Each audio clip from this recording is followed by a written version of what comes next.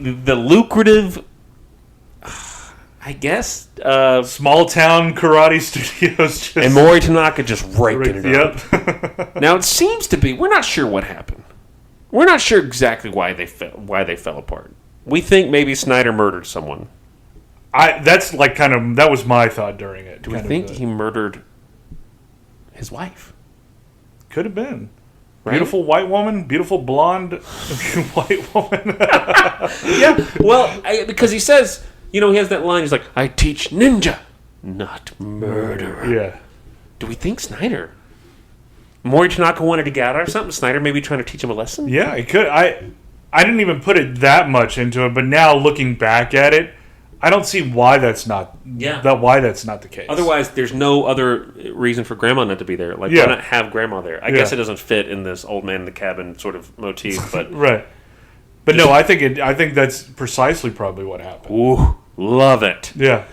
So we get this wonderful fight scene. Yeah, it's there's a lot. You get everybody's style kind of in it too, and I think we're to assume that all of these ninjas rode in the limousine. Yeah, because they immediately.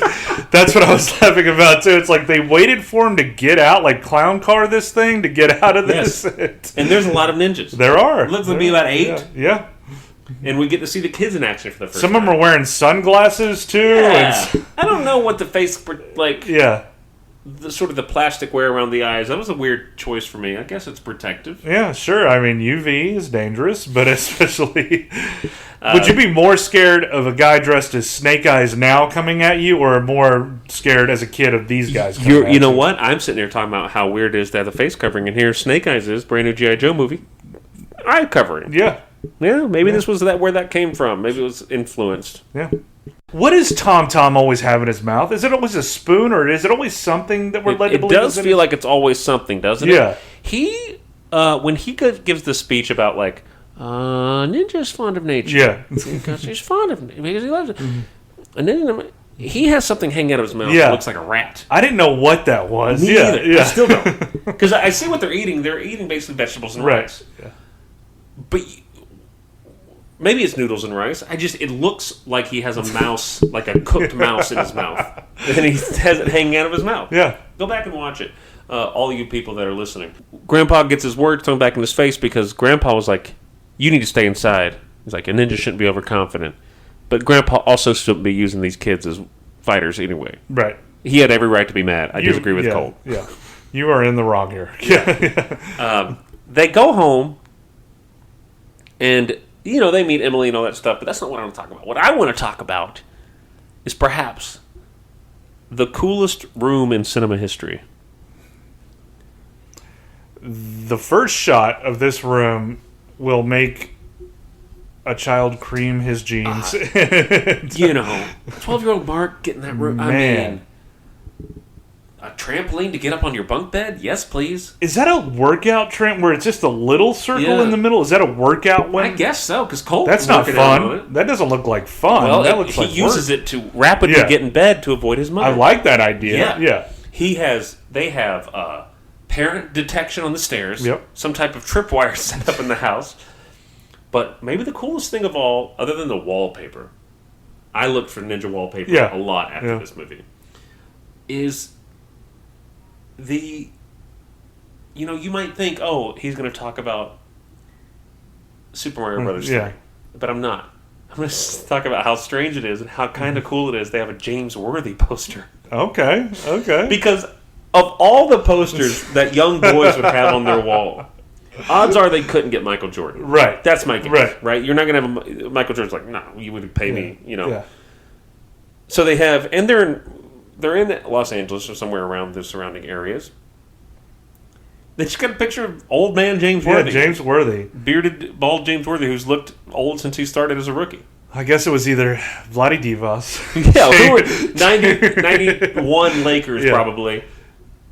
Magic had he announced the AIDS at that point? Yeah, and so he had retired. So, yeah. So I mean, I guess Robert Horry was that? I think he's later. No, that's later. I think that's later. James Worthy. I mean, he's a Hall of Fame career. It's just like I think it's. I never pictured him as like young kids being like, oh man, I can't wait. Gotta be like James Worthy. Have a really solid 401k plan. my funds are diversified. He's an amazing player and rightfully amongst the greatest of all time. But I don't know. That always struck me as weird. But yes, they're also playing Super Mario Brothers 3, and you can see the cartridge for it in their closet. Yes, yeah. Oh, I mean, what were your thoughts when you first? Were your thoughts, man? A young man would cream his pants. Oh yeah, I was initially. Yeah, it likens to, I guess, there's a lot of things like immediately thinking about. I immediately started thinking about other movies that was like younger me was like, oh my god, just like The Wizard with Lucas opening up his case, seeing all those Nintendo. Like, how do you afford that? Yeah, how can you do that? Mm-hmm. And not thinking that was possible. Thinking you only had one game, you rented everything else, but it's just like you see just how cool. Like my room was just white. Yeah, like. I wish that I had some sort of style, or my parents were just like, do a anything ninja you want. border with a ninja mural. Yes. Oh. I mean, like, it was just so cool. I wish I had a hot girl my age where I could can phone her just like across that the sounds way. Oddly sexual. Yeah. But I wish that I had that. Like, it's all these things, like, you think about, like, how much I would have, if I would have, I can't imagine what you did during this. I would have been overloaded with information. If I would have seen it during this time, I would have tried to do everything this movie had. I didn't have any neighbors that were under 70, but like... I would have tried to can phone them. Yeah, I don't care who you are. I like the idea of Marcus's parents coming home and he's like, honey, I caught Marcus can phoning a girl. Oh, Lord, is that like the Cleveland Steamer? Oh, Jesus. Well, yeah, they're the legendary can phones that apparently would work if the line is taut enough and it's covered in candle wax. Yeah, I heard interesting. That. Yeah. I don't know what that does. Does it insulate it? Maybe. I would think so. I would think that would be the point. I'm not Nikola Tesla. Yeah. I can't talk enough about this room. And to top it all off, it's also their headquarters when the goons attack. Yeah. This is where they make the plan, man. Yeah, and you should know, like, there are no gunshots and stuff like that in the when we first meet Festus and all those guys. That's all taken out too. Is the robbery scene the robbery's in it. Okay. But it's just very much, it's like a 30-second scene. Mm-hmm. The surfer chick thing happens, and then they're like,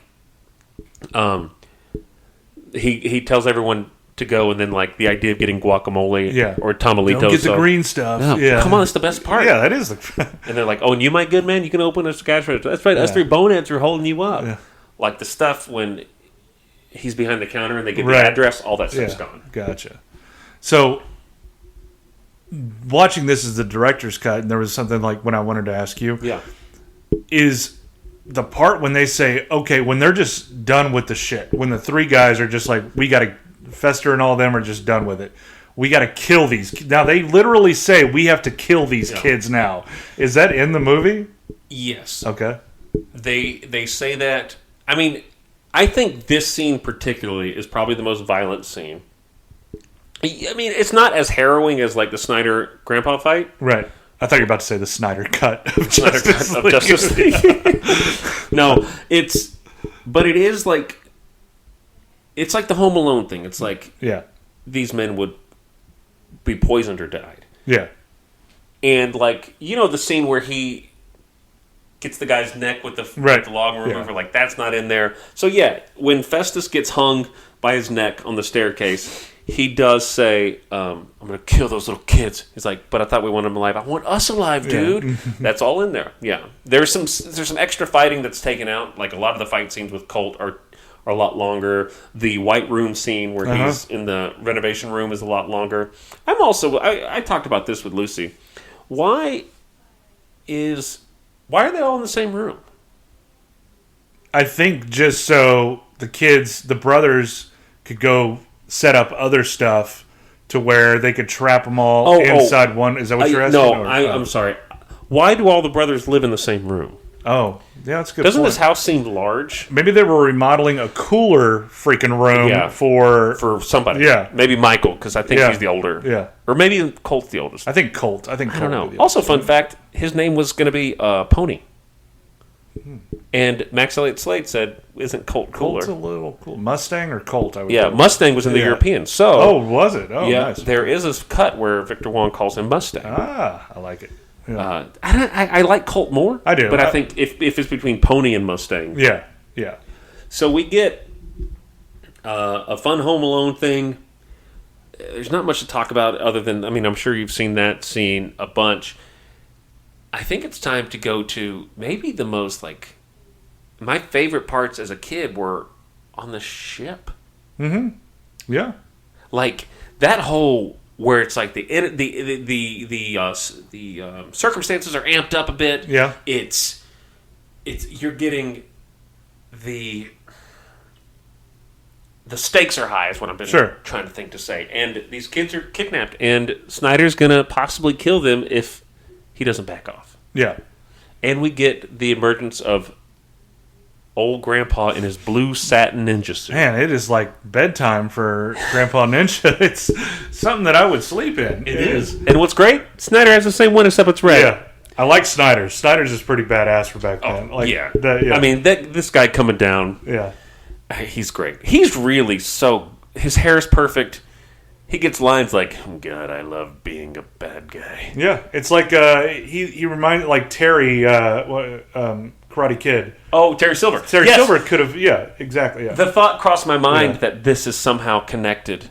Like it could be this could be Terry Silver's once he maybe this is where he ends up before Karate Kid Part 3, because the guy has a widow's peak. The guy has a ponytail. The guy deals in questionable activities. He does. He made a lot of money in karate studios. Yeah. Is it Terry Silver? Seems like it. I think it should be. I think they should somehow do a movie that connects the two franchises, and we're off to the races. This movie, this part where they're on this abandoned ship, you get the best fight scenes, I think. I think definitely. Yeah, when they're running through, when they go to let's talk about when they escape the room, and they go to the hardware portion of the ship and make their own weapons. So after they do the fake phone call they thing. Do the fake phone call, and they escape their holding cell, and they're running, and they're beating all these ninjas up. These ninjas don't stand a chance, and they find themselves surrounded, but yet they are in a workspace. Yeah. And they all make nunchucks. I like that. I like that a lot. Oh. It seemed like it heightened every time. And it seemed like at some point I would just see the grandfather come in. Like I was always expecting just the grandfather to come in to kick butt or something like that. But no, it put them in a situation, and when they entered this situation with the room and everything too, and the nunchucks, before that I was thinking, okay, this is where the grandfather's going to come in, then they're all going to go and get Snyder. But no, they let the kids do it again. And that's I liked how it did that. It kept just building on to this thing to where they took care of themselves in a way, and it was fun to see that. It was fun to see. Yeah. And these kids look great when they're all pretty high-level martial artists at this point in their own right. Yeah. The actors themselves. They're like third-degree black belts or something like that. Max Slade and Michael Trenner specifically were pretty high-level martial artists for their age. And so their kicks and stuff like that, they obviously don't do a lot of ninjutsu. Yeah. They do taekwondo mainly. But they look great. I think the fight scenes dealing with those kids, I'm sure there's some Japan ones that are a bit more impressive, but I think these kids do great. I've seen much worse fighting with adults in absolutely. movies. And we get, like we said, some really fun fight scenes through the ship. They fight what you think is going to be like the boss ninja. Yeah. A ninja we've never seen before. Yeah, I love it. The gray face, the white face, or the ghost face. Licks his sword blade. Yeah. Now, this guy is actually Colt's karate trainer for the film. Ah, nice. Okay. And he's just this mysterious ninja who's separated. I guess he's just waiting for these kids in the boiler room. I thought it was going to be a fun little showdown. I did too, but no. Just steam to the face. Steam to the face. Yeah. But, once again, using a ninja use everything around him as his friend. And so if you can make it an easy fight, make it an easy fight. Yeah, get out of there. And then slash him up a little bit. Yes. Pull his pants down. Humiliate his ass. And then Tum Tum just punching him right in the face. The fact that he's so humiliated in his boxers, and he's just cowering. Yeah, it's just like... He never hits him. His eyes are hurting and stuff like that. I mean, maybe he has third-degree burns on his cornea or something we can't see. But the visage of this man after Colt has